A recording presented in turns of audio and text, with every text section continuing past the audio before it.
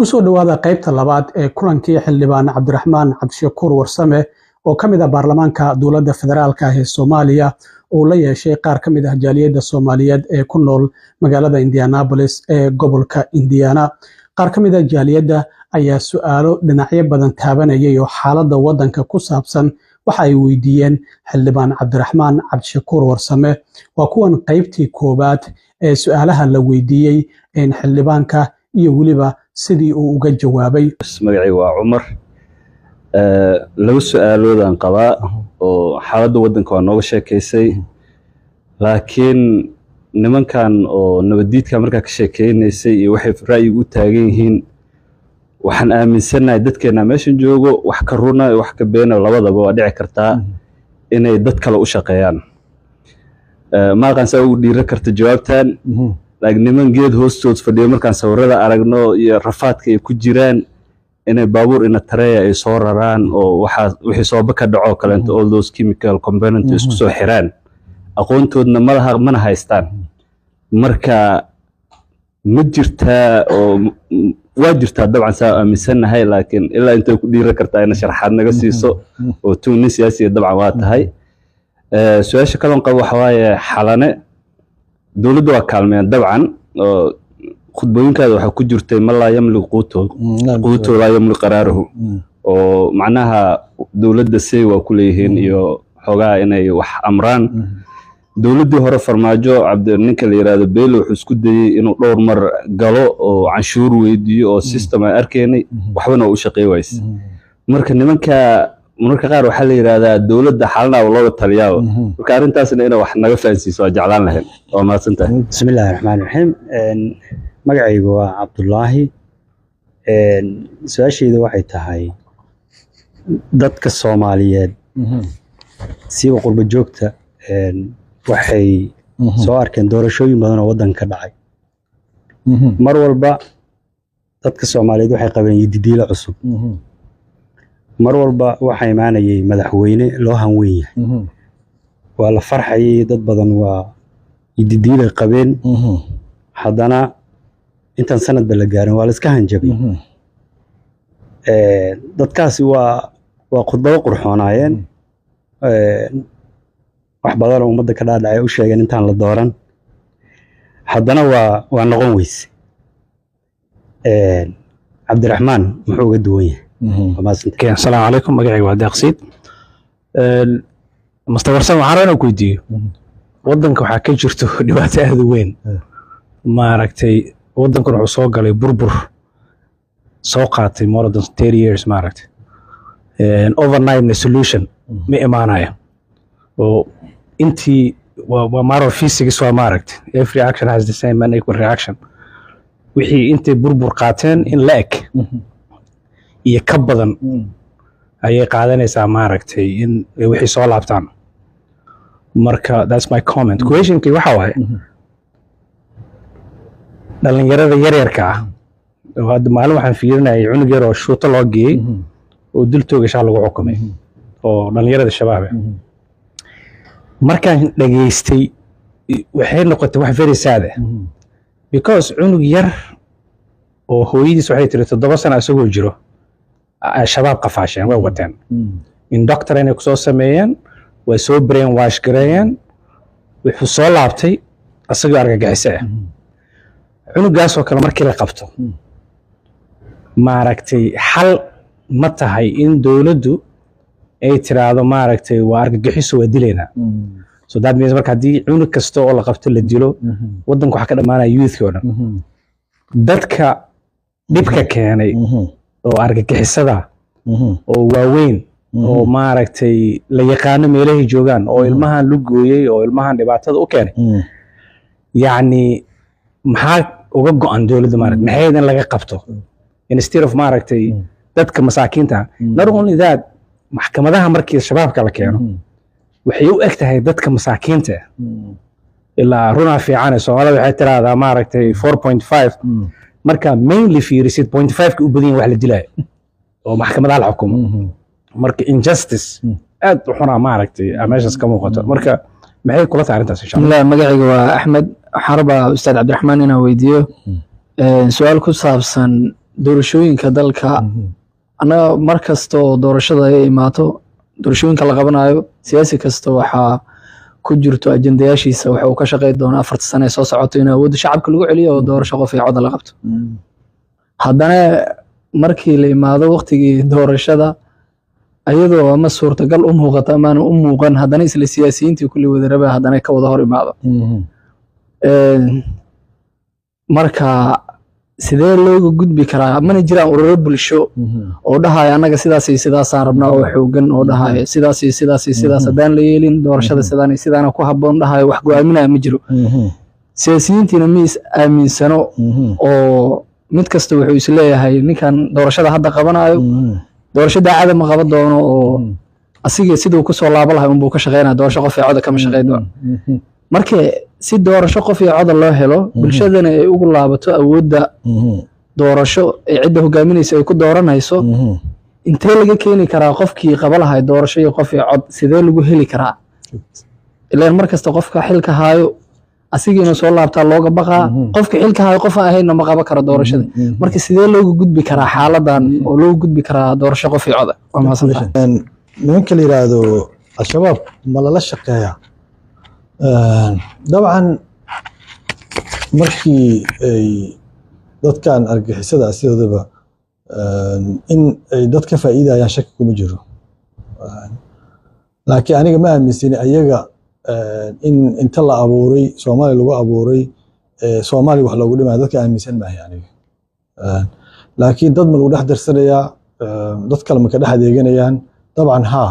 every criminal organization ama hay'ad kasta oo criminal oo organized ama ha ahaat mid argagixiso ama ha ahaat mid argagixiso ahayn waa dad lagu dhex leeyahay laakiin hadda adduunka Soomaaliya laba jeer u soo jeestay markii kale oo dowladda ay duntay adduunku waa naga guuri waa naga tagay saa la socotiin 90 wuxuu noo yimid labadii humanitarian wuxuu ku yimid dowladdan hogaaminaysay Mareykanka arrin humanitarian ay u imaadeen waxay faraha la galeen ku talagelin oo dowladda dhisayna ay dhaheen ayagoo markii hore humanitarian u yimid balaaya ka raacday way isaga tageen dalka marka 2000 waxay soo noqdeen kowgii ee adduunka marka la Soomaaliya tension siiyay waana markii 11 September ay dhacday oo la yiri Soomaaliya waxay kamid tahay meelaha ay argixisada ay gabaad ka dhigato normalna waa ka dhiganaysaa sababtoo ah vacuum meelay dowlad ka jirin cid kasta adeegayso oo imaanaysa marka 2001 haddana mar kale adduunka oo na soo daneeyay haddana 2010 8 7 6 haddana burcadbadeedii yaa bilowday maxkamadihii islaamiga ahaa kacay adduunku way ka cabsadeen dabcan adduunkan qolaa ka talisa oo western power oo Mareykanka hogaamiyo waa inay rulkooda ku socotaa wixii ka soo horjeeda oo la karaash gareynaa saasay hadbade marka maxkamadihiina luqadaasi akhri waayeen meesha waa laga saaray waxa yimid burcadbadeed haddana timid burcadbadeed haddana waxay qatar ku noqotay adduunkii isku socodkiisii xagga ganacsiga haddana mar kale la soo farageliyay sinisdan marka waxa la yiri Soomaali containment policy ma anfacaysa macnaheedu containment-ga waa in dhulka meeshiisa lagu haayo bal dawlad ma loo dhisi karaa markaas hadda ay bilaabatay in western-kii safaaradihii reer galbeedka oo midda dalkiina hadda joogtaan ay weyn tahay ay soo degaan oo Soomaaliya la daneeyo dadkaas waxay ka siimeen argixisada in la dagaalamo sababtoo argixiso qof ogol ma jirto waxay kaloo aaminsan yihiin badeesa ogtii in dalkooda ay ugu imaanaysaba oo dhalinyaro badan oo ku tababaranaya dalkooda inay jiraan laakiin dad kale dad ku dhex leeyihiin oo dawlado qaar oo isticmaalaya ma jiraan dabcan waa niman iska furan oo cidii markaas dan leh isticmaalaysa laakiin hadda aniga ma aaminsan cid Soomaaliya hadda stability-geeda ama xasiloonida ka soo horjeeda oo diidan aniga inay jirto aniga shakhsiyan ma aaminsan intii karaankeyga intaan ogahay macnaheedu dawladda dariskeena oo kale Kenya Ethiopia iyo Djibouti dawladaas argixisada dhib ay u arkaan dheef uma arkaan waxa ka duwan Taliban ka duwan oo Ruushka iyo China iyo Pakistan iyo kulli ay taageersanayeen laakiin waxay u taageersanayeen purpose of geopolitics inay ku jabiyaan Mareykanka u taageersanayeen laakiin Soomaaliya cid lagu jabinayo oo wax laga ridinayo ma joogto haddeertaan sida dalkaas oo kale ma ah oo la caawinayo because Mareykanka naftiisa Sofiyeedka wuxuu ku jabiyay mujaahidiintii markii hore marka haddana waa laga aarsanay taas marka waa ka duwan tahay marka Soomaaliya marka xaalad oo la iska aarsado iyo cid laga aarsado ma joogtaba oo shabaab loo isticmaalo haddeertaan qabiilo isdagaalaya ay heshiil aan nahay sida marka anaga aan isku haysano inaan adduun qataran nahay oo adduunka uu nagu soo jeedo si wax walba naloo qayilo oo naloo fadhiyo iyo fikirkaas waa conspiracy theory mana aaminsan aniga sideeda xalane dabcan shabacada hadda kale la naxariistay shirkiisa waxaa ku jirtay qaramadii midoobay waxa ay yiraahdaa qalin Mareykan ma tihiin qaramadii midoobay qalin Mareykan ma tihiin markaas ay jawaab waxay dhahan kula masruufka maamulka oo baxshaa oo maxaan looga maarmayn lacagta ugu badan ee bixisaa Mareykan qaranka UN marka ninkii qarankaaga intiisa u badan bixiya dabcan saameyn waa ku yeelanaya 70% miisaaniyadeen iyo 5 waa la kabaanay markii aan taas ka xorowno baan go'aankeena soo sheego waa man la yamlik quutu la yamlik qararuhu iska caadi takale ayaga waxay kale ku leeyihiin waxa u joognaaba inaan tale in ka siino dawlad dhiska state building naftiisa aan tale in ka siinayna taas nafteedana meesha waa ku jirta anigu maraan la shaqeyn jiray ninka xogayaha guud ee qaramada midowga wakiilka u ah 2 sano la shaqeynayay mandate-ka oo SRSG wuxuu kamid yahay dawladda Soomaaliya kala taliyo state building iyo peace building inuu kala taliyo safaaradahan taasaan u joognahay kuleeyihiin dabcan maslaxa la'aanna maaha qof muraad la'aan adiga ku joogaysana ma jirto laakiin dantii hadda la xaqiijinaya hadda ma taagnaba wadanka marka uu dawo uu xasilaa wixii dan ah laga yeelan karaa Abdullaahi muxuu kaga duwan yahay Cabdiraxmaan waxa kaga duwan waa sheegay waa articulate gareeya dabcan qofka markii oo wax doonaya sax waaye si fiican u hadlaa si fiican u articulate gareeya laakiin recordna waa jiraa qofka recordkiisa qofkan principalkan oo aaminsan yahay ma ka yahay consistency qof oo ma yahay si joogto ah mabda'an u haysta ma yahay waa la qiimeyn u baahan tahay mise qof maalintii la leexataba la leexdo waaye oo maalintuu fursad helana fursadiisa raaca maalintuu fursad helina ka soo leexda miya recordka marka waa muhiim hadalka kaliya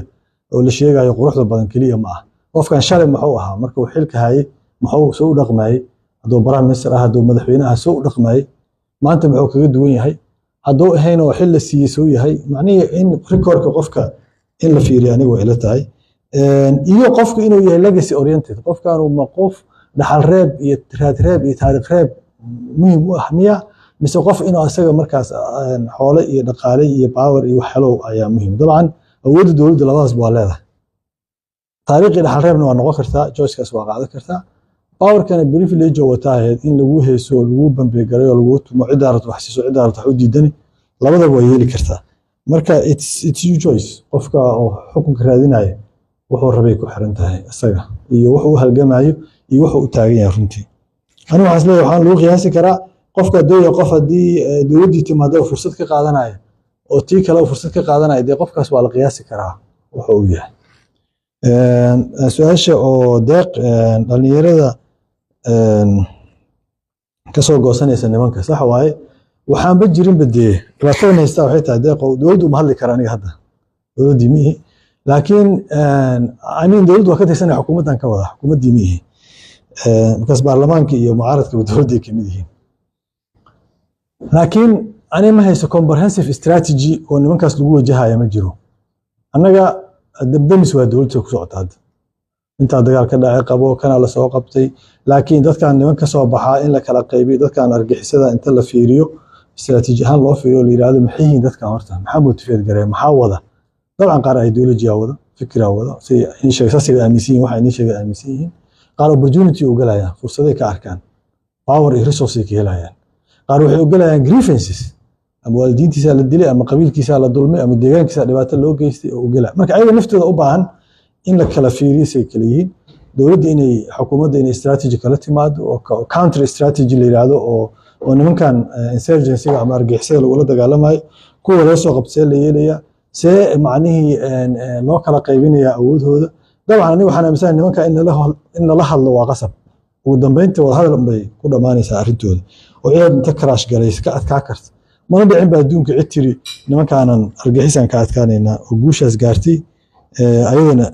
maba dhici karto maba jirto lama sheegin wax hore u dhacay maaha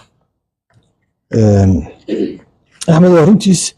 see qofkii xilka loo doortay doorashadii loogu aamini karaa asaa la rabaa dee ammaanada la yimaado in uu yiraahdo waxaan aasaasayaa ama dhisayaa ama gunta u dhigayaa qaab lagu heli karo doorasho dadka ay ku wada qanacsan yihiin anna aan ku tartamo oo asaga uusan isku jimeynaynin oo shaatigeeda tolinaynin waa waxa leaderka laga rabo badee moogtahay siyaasi iyo leaderna farqiga u dhaxeeya qofka door inuu leader noqdo waa inuu dadka si feera wuxuu inta ugu hagaajiyo yiraahdo aniga waxaan u arkaa in meeshii la joogay qaabka doorashada ee u dhaceysay in laga hormariyo oo qaabkan loo hormariyo dabcan qof iyo cod wax hadda hore gaari kara ma maanta bari wax la gaari waxay u baahan tahay dhana wax badan ka horeeya ammaankiya ka horeeya telekoobkiya ka horeeya sharciyadiya ka horeeya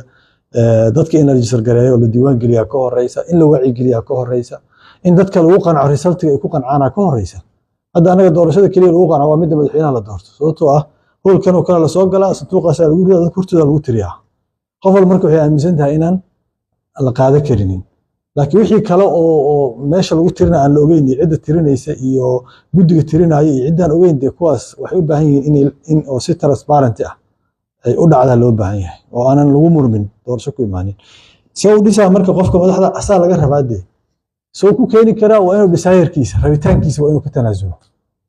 oo dadka Soomaaliyeed aamino haddii cod siinaya mar kale iyo mar kale laakiin qofkii markuu meesha tago wuxuu isleeyahay fursad labaad inaa hesho ma sahlana marka dee wixii wuxuu isleeyahay wax adiga keliya ku soo bixi karto sameey wixiina ma sameyn kariyo tabartiina ma jirto waqtiga ka dhamaana marka soo waqtiga ka dhamaaday iyo tabaran jirin iyo wixii oo dhamaaday le waxa fiicnaaleed marka in taariikhdeenna waa ku jirtaa Allah naxariistay aadan cadda markii ay tartamayeen Cabdirashiid marna shaacir jimcaale tartamay finalkii marna waxay tartamay Cabdirashiid Soomaa marka Cabdirashiid tartamayeen fila Soomaaliya joogan cadda hataa ma joogin baarlamaanka mana aaminsan codkiisa in la qaadan karo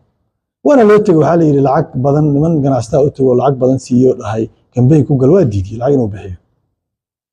نمان كانوا سياسيين أتو لهن جوي نوب ولا قاد واحد ديدي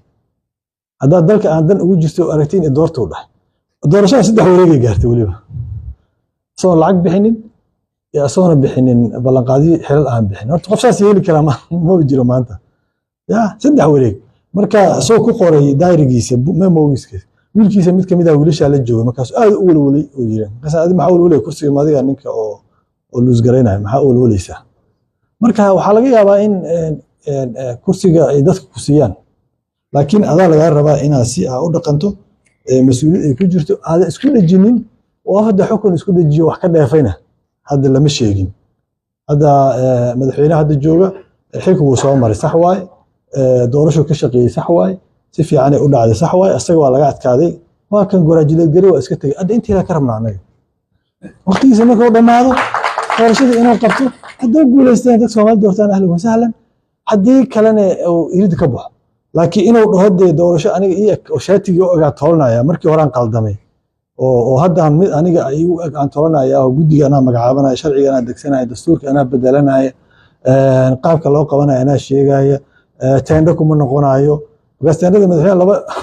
laba arin uga carara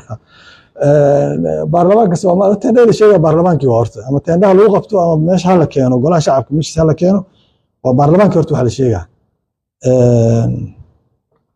baarlamaankani ilaa hadda madaxweyne fadhiyo kuma soo celin kursiga horta asoo nasiib badan yahay intuu banaanka aado madaxweyne ugu horeeyay mar la doorto waay laakiin baarlamaanka madaxweyne fadhiyo cod uguma celin kursiga تصرت عبسيه وكقبها وحسليها من نمكي سوء علوها يعني قبله لبانا ضحى لما قاعدة كردي أيضا صندوق هرتا الوترنا يا هبل واحد بوكس كاتجي واسحوا عرفتين يعني دي كنت جوا على ساعتين مركا لما دفكروا مركا دورش لا دفكروا وسوي كسر نوكروا وديك الرب لها لكن ما فاتحين هنا عمري سنة هدا واقعتي فرصتنا واهلي إنه سوالو دبي رياس كيف فعلنا له أو دورش أو قبضة أو دجن waxaa jiray sidoo kale qayb labaad oo iyaguna su'aalo kale la weydiiyey oo xildhibaankuna uu ka jawaabay marka su'aalihii la weydiiyey iyo weliba jawaabihii uu ka bixiyey xildhibaan Cabdiraxmaan Cabdishakuur Warsame halkan ayaan idinku soo gudbinayaa la socosho wanaagsan mudane Cabdiraxmaan horta waa ku soo dhaweynaa haddaan reen diyaaranahay siyaasi noo yimid oo hadal ku reeyahay adaa nooga horeeyay noo qiimeeyay annaguna waa kugu mahad celinaynaa taas waa inta hore haddaan su'aasheeda gudbo waxa weeye waxa magacayga leeyahay qalbi nuur maxamed cabdinuur qalbi nuur marka haddaan su'aasheeda u gudbo waxa weeye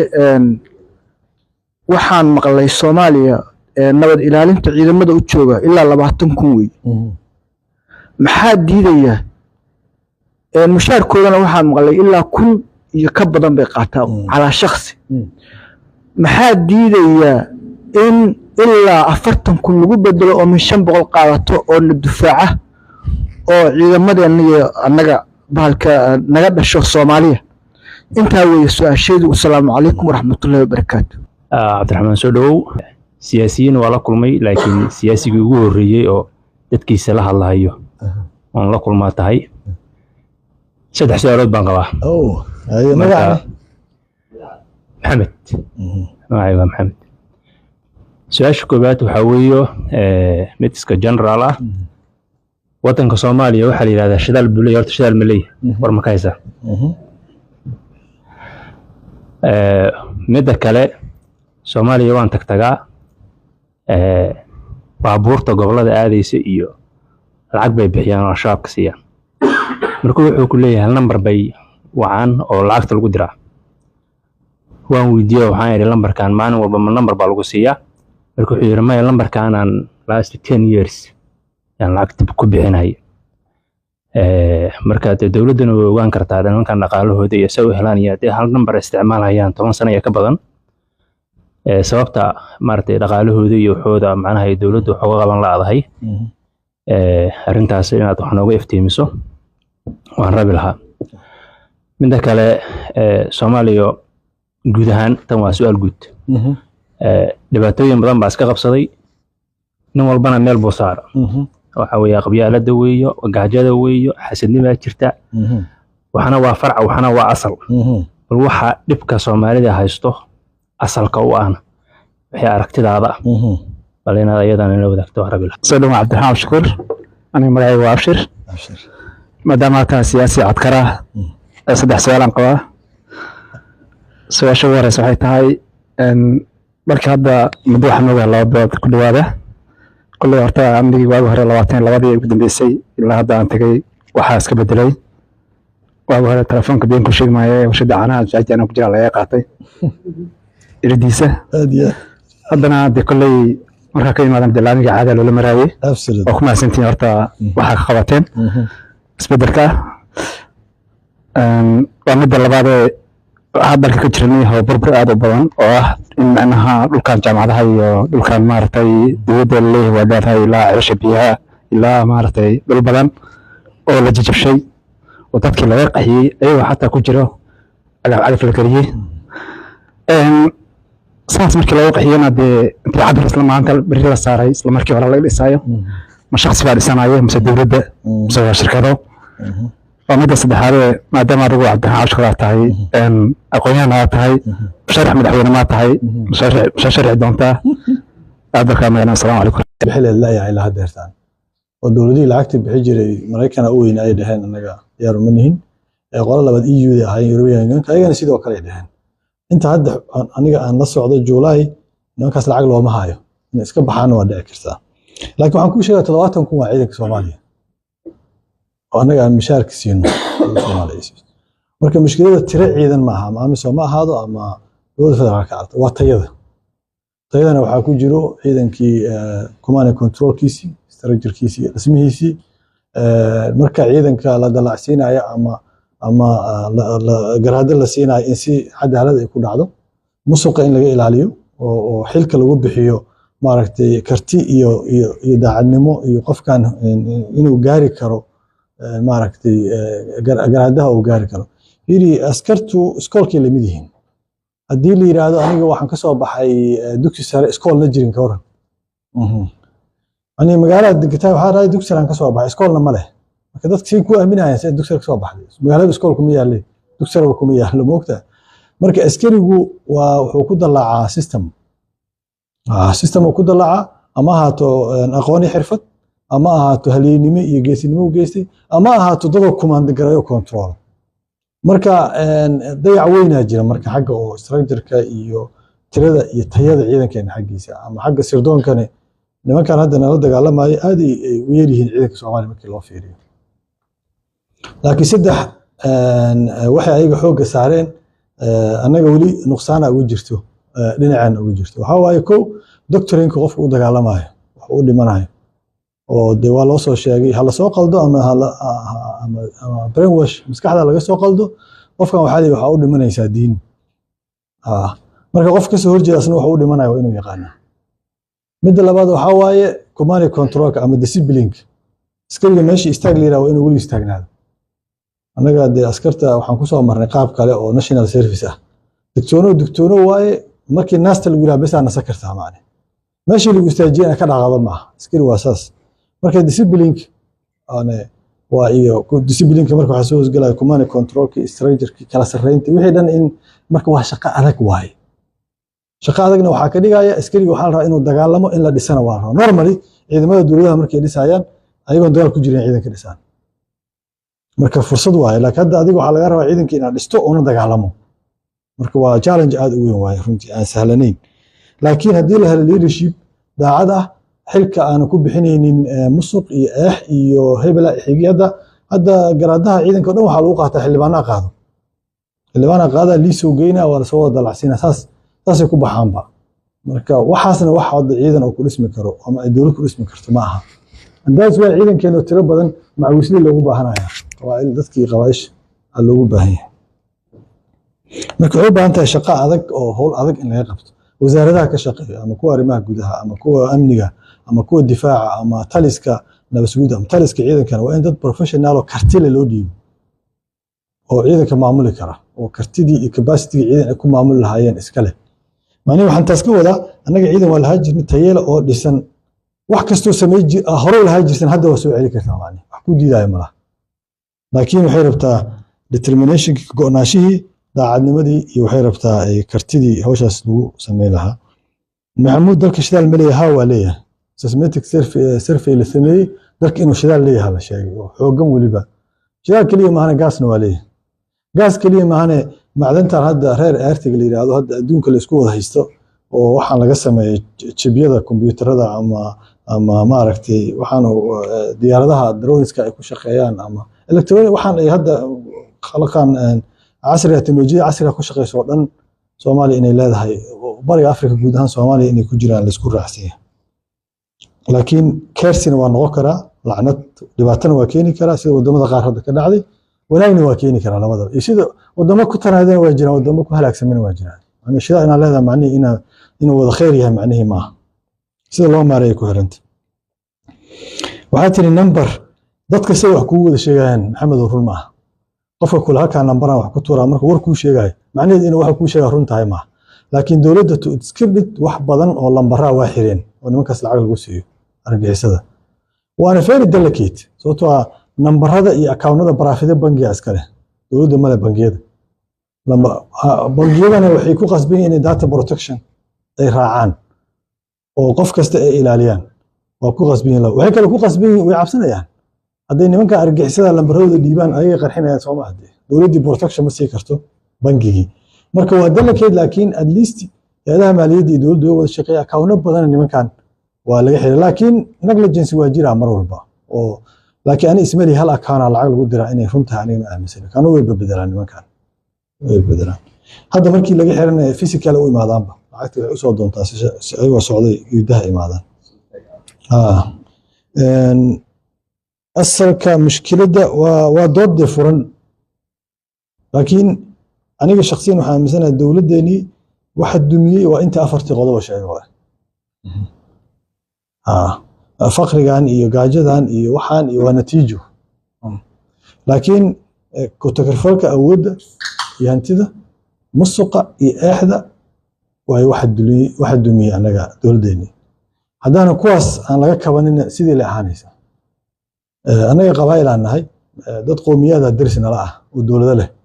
anaga qabiilkaaba roomba dad qowmiyada jiro oo kala jinsi iyo kala diin iyo kala cirqi waddanka meeqa qowmiyada ku nool macnaheedu mushkiladda in la kala duwan yahay ma aha oo kala qabiil aan nahay weli anaga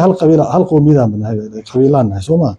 aniga marka qabiilaa mushkile ah macnaheedu sax ma ah laakiin waa noqona haddii siyaasiga uu isticmaalo oo dadku kacsado ma uu kacsanaa baawar rabaa siyaasiga marka haddii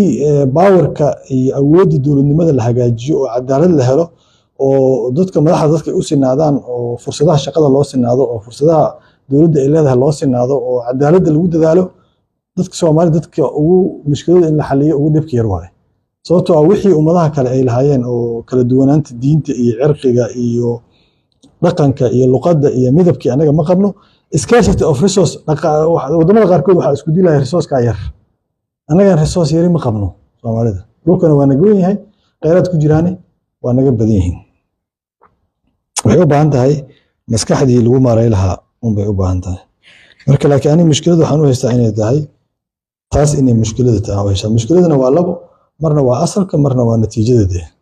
haddaa qandhan tahay macnii qandhada ma aha cudurku haya wax kale waay qandhada waa wixii ka dhashay cudurku waay dhakhtarka marka wuxuu ku qasban yahay qandhada inuu kaa jiibo cudurkana baaro laakiin haddii u qaato inay qandhada cudurka tahay ma saxsana qofkaas diagnosis sax ma amniga abshir amniga muqdisho sax waay waa ka soo fiicnaaday sidii hore maaha waa ka fiican yahay xukuumadda creditkeeda waa howlahaas wax weyn ay ka qabtay inkastoo madaxweynihii la sigay oo nimanka ay dil rabeen oo markii la fiiriyo dadka qaarna waxay isku qaldaan nabadgelyada iyo amniga iyo xasilooni saddex kaliya nabadgelyo amni iyo xasilooni saddex farqi waqti uma hadda aan ku sharaxo laakiin nabadgelyada waa arrin amni waa arrin xasiloonina waa arrin marka saddexdaba waa kala duwan yihiin laakiin xogaa horumar dhinaca nabadgelyada ah waa jiray laakiin amni dhamaystiran oo dalka oo hadda jiray ama caasimadda ka jiray ma jirin xasiloonina warkeeda daaba dhulka la boobayo maalin kasta aan ka hadalnaa anaga dowladdu waxaan u aragnaa waxa ay samaynayso inay dhulboob tahay hantidii dowladda Soomaaliyeed ay lahayd in lagu takrifalaayo dad ganacsato ah laga iibinayo siba weli aan cadaalad ahayn loo qaybinayo sidii sharciga oo qorayna aan loo maraynin markii hantida dowladda ay gadayso dhulka dowladda ay leedahay oo dad masaakiin laga barakicinayo dad kale oo ganacsato oo hanti la siinayo lagu nasnuujinayo dhulkan ay dowladdu iska leedahay dowladdan ay lacagtu dhacaynin accountkeeda isku dhacaynin ana dhulka dowladda leedahay oo dhulkii dowladda la gado waa inay lacagta aadaa account dowladda inay aado waa sida saxda ah oo budgetka dowladda ay gashaa oo miisaaniyadda markii baarlamaanka la horkeenayo ee madaxa hantidii la gaday ay ku jirto ma ku jirto adeertaan meel la geeyo ma naqaano madaxweynaha Daawid wuxuu ku leeyahay helicopter iyo ciidamada waxaan ku soo gadaa dowladda ugu adeega dowladda ugu adeegaysa no problem budgetka dowladda ku dar hadda ka jira processkiina mar la gaday processka maxaa waaye waa in dowladdu u ka maaranto la hubiyo inay ka maaranto hadda dhulkiida dowladdu meel degtay inay wiisama ka baqaada dowladda haaf kamid ah waxay ku ijaar ku jiraan ya wasaaradda dowladda haaf kamid ijaar ku jiraan marka leeyahay dhul laga maaran okay in laga maaran in la cadeeyo in wasaaradda maaliyadda ay qiimeyso dhulka qiimuhu yahay in la auction gareeyo oo la naadiyo dadka u tartamaan si fair ah ama Hargeysa ka imaaw ama ka imaaw maaragtay Kismaayo ka imaaw Xamar ka imaaw waa inaad u tartami kartaa muwaadin Soomaaliyeed ah tahay cidii u aragtaa inay lacagta ugu fiican dowladda u keenaysa laga gado lacagtaasna lagu shubo bangiga dhexe oo miisaaniyadda dowladda lagu daro ka processkaas lama maro intana waa cambaarayna waa ka soo horjeednaa waana xun tahay shaqa abuurka adiga musharax ma tahay ha su'aasha asaas ma ahayn waa hay sida kambeynkiga la shaqeey lahayd soo diyaari abshir ya iyo indiyaano dhanba kaliya ma shaqa abuurka sayid warsame shaqa abuurka dhalinyarada waa waxa dhalinyarada waa dadka ugu badan oo runtii hadda bulshadeena mujtamaceena shaqo badan looma abuuro waxa shaqadaha u abuuro private sector-ka intii yarta dhalinyarada ay haystaan waxay kala imaadaan shirkadaha gaarka loo leeyahay dowladda shaqaaleeda ma badan dhowr kun waaye inta ay shaqaaleysiiso dowladda ma badna runtii shaqa abuur marka in la sameeyo waxay ku xiran tahay dowladda inay dakhli hesho dakhligaasna dee waa inuu ka yimaado ama canshuur gudaha ah hadda annaga dhaqaaleena xooggiisa wuxuu ku tiirsan yahay lacagta ay idinka dirtaan oo dibadaha laga diro iyo lacagta internationalka ay ku caawiyaan dowladda labadaasay u badanta gudaha waxaa laga keena 20% canshuuraha laga qaado ma dhamo ayana si sax loogu maamulo si adeegii shaqo loogu abuuro marka taasaa u baahan in dakhligana la kordhiyo si saxana dadka oo fair loogu maamulay ay u baahan tahay